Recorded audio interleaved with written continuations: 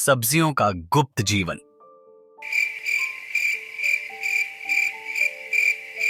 चांद की रोशनी में दादी माँ गौरी के हरे भरे बगीचे की दुनिया में हलचल मच गई। उनके आरामदायक फार्म हाउस के पीछे स्थित यह बगीचा सामान्य से कहीं अधिक था। हरे भरे साग, चमकीले टमाटर, नारंगी गाजर और बैगनी बैगन की पंक्तियाँ जहाँ तक नज़र जा सकती थी फैली हुई थी। प्रत्येक पंक्ति व्यक्तित्व और रहस्यों से भरी सब्जियों से फैली हुई थी। लेकिन रात में जब मनुष्य आसपास नहीं होते थे, सब्जियां अपना असली रूप प्रकट कर पाती थी। जैसे ही दादी गौरी के घर की आखिरी रोशनी बुझी, बगीचे में बड़बड़ाहट और फुसफुसाहट गूंज उठी। चारों ओर इकट्ठा हो जाओ, चारों ओर इकट्ठा हो जाओ। एक लाल टमाटर टामू, जिसकी त्वचा चांदनी में चमक रही थी, वह गोल मटोल और मोटा था। बगीचे का स्वयं नियुक्त एकमेव सेक्रेटरी था। एक एक करके सब्जियों ने दिन की शांति को दूर कर दिया। पम्मी पालक ने अपने हरे पत्ते को सरसराया,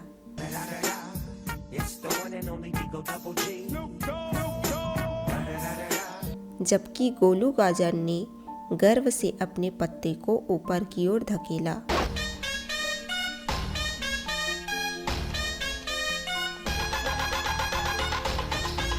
बोनू बैगन, जो अभी भी आधा सो रहा था, उसने अपनी मोटी बैगनी भुजाएं फैला दी। उसके बाद खीलू खीरा थी। जैसे जैसे वह करीब आती जाती थी, उसकी गहरी हरी त्वचा चमकती जाती थी।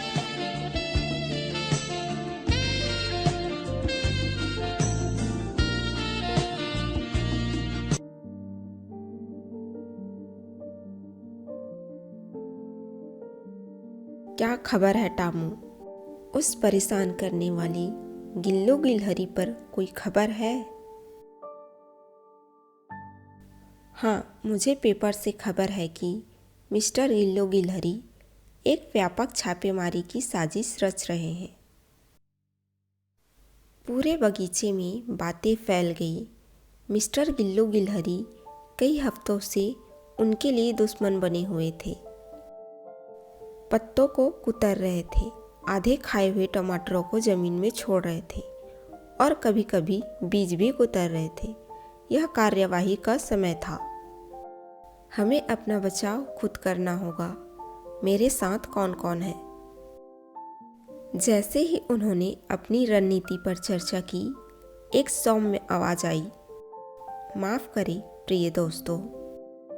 सभी की निगाहें लूना लौकी पर टिक गई, जो एक बूढ़ी और बुद्धिमान सब्जी है।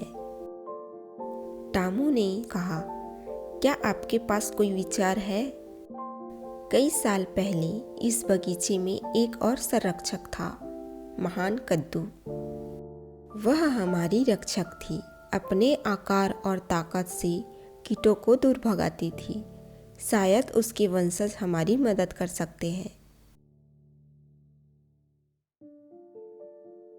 कद्दू बगीचा, रसबेरी की झाड़ियों के पीछे।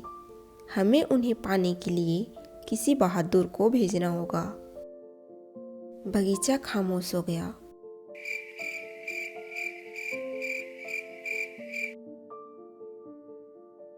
मैं जाऊंगा। बॉबी अपने साहस के लिए जाना जाता था। बॉबी, तुम सच्चे हीरो हो, लेकिन सावधान रहे। कद्दू का टुकड़ा प्रेतवाधित माना जाता है। दृढ़ निश्चय के साथ सिर हिलाते हुए बॉबी बगीचे में चला गया।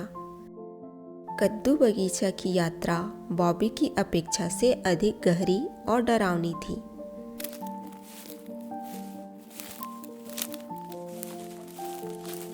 रसबेरी की लंबी झाड़ियां उस पर खामोश पहरेदारों की तरह मंडरा रही थी। आखिरकार वह पैच पर पहुंच गया। कई बड़े कद्दू मिट्टी में बिखरे पड़े थे। उनकी नारंगी खालें अंधेरे में हल्की चमक रही थी। उनमें से सबसे बड़े, एक गोल और थोड़ा विकृत आकार वाले कद्दू ने उसे संदेह से देखा। कद्दू क्षेत्र में कौन प्रवेश करता है? सबसे बड़ा कद्दू उछला। उसकी आवाज़ गहरी और गूंजती हुई थी। यह मैं हूँ, बॉबी ब्रोकली। हमारे बगीचे को आपकी मदद की ज़रूरत थी। गिल्लू गिलहरी हमारी शांति को खतरे में डाल रहा है। सबसे बड़ा कद्दू, सोच समझकर सभी बातों को सुनो। मेरे परिवार ने पीढ़ियों से बगीचों की रक्षा की है। हम आपकी मदद करेंगे। कल रात हम बगीचे के बीच में इकट्ठा होंगे। इस गिल्लू गिलहरी के खतरे का सामना करने के लिए तैयार होंगे। बॉबी ने कद्दुओं को बहुत बहुत धन्यवाद दिया और अपने दोस्तों के पास वापस चला गया। अगली रात जैसे ही बगीचे में एक बार फिर अंधेरा छा गया, कद्दू प्रभावशाली धूमधाम के साथ बगीचे में चले गए। छोटी सब्जियां विस्मय से देख रही थी, क्योंकि कालिया कद्दू और उसका परिवार एक सुरक्षा घेरा बनाते हुए चारों ओर रणनीतिक रूप से तैनात थे। उन्होंने बड़ी मुश्किल से अपनी लाइनें बनाई ही थी कि पास के पेड़ों से सरसराहट की आवाज़ गूंज उठी।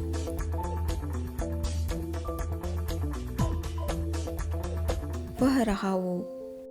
गिल्लो गिलहरी सब्जियों की सभा को देखकर चकित हो गया। अच्छा, यह क्या है? एक सब्जी का सेना? टामू टमाटर अपने साथियों के सामने चलते हुए बढ़े।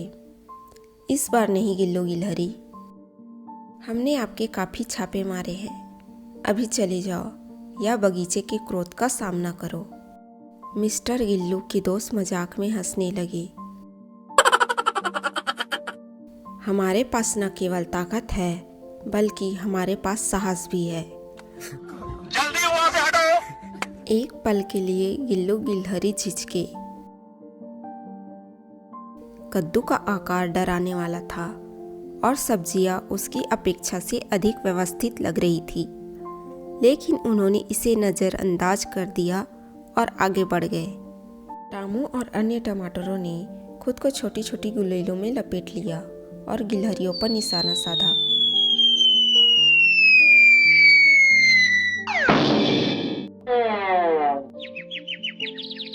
कालिया और उसके साथी कद्दुओं ने एक दीवार बनाई, जिससे मिस्टर गिल्लू गिलहरी को बगीचे में गहराई तक जाने से रोका गया। बोनू बैगन, अपना काम करो। बोनू बैगन, जो छिपा हुआ था, दादी गौरी की रसोई से चुराए गए मसालों और गर्म मिर्च के गुच्छे के मिश्रण के साथ बाहर आया। उसने इसे गिलहरियों के सामने फैलाया। मसाले की सुगंध ने उन्हें चीखने और वापस भागने पर मजबूर कर दिया।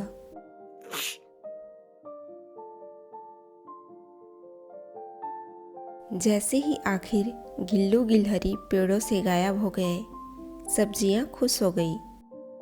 उन्होंने जंग किया और अपने बगीचे की रक्षा की, जिससे शांति बहाल हुई थी। कालिया कद्दू और उसके परिवार वालों को सभी सब्जियों से हार्दिक धन्यवाद मिला।